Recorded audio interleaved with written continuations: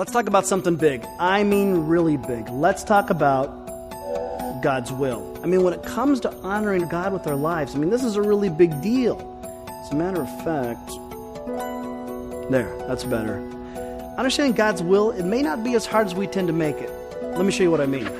Knowing God's will may be as easy as figuring out what we like and what we don't like.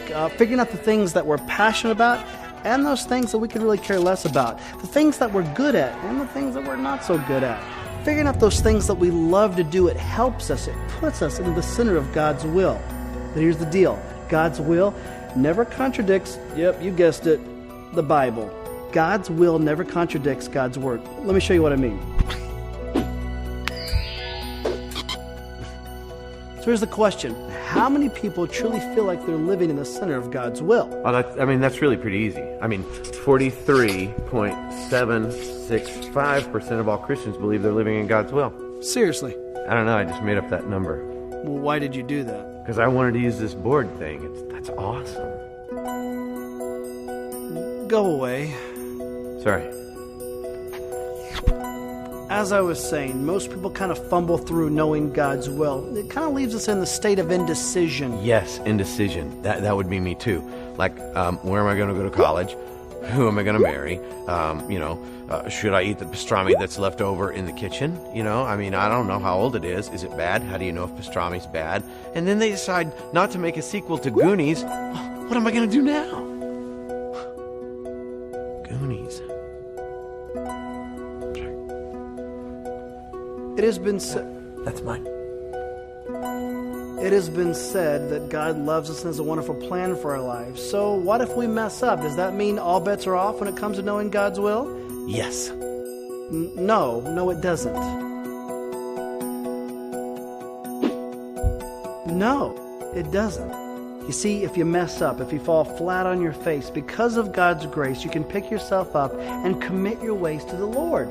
Speaking of commit, I don't know if you realize it or not, but the Hebrew word for commit is galal.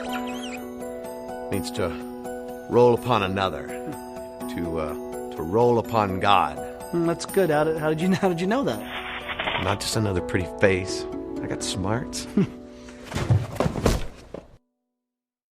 Did you just trip? Yeah. Over what? Myself. I'm a wreck.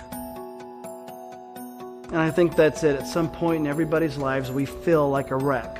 And what does God say to do? God says to roll with it, to roll upon Him, not unto others or to see what the world has to offer as pleasurable and enticing, but to present our bodies as living sacrifices to God, holy and pleasing.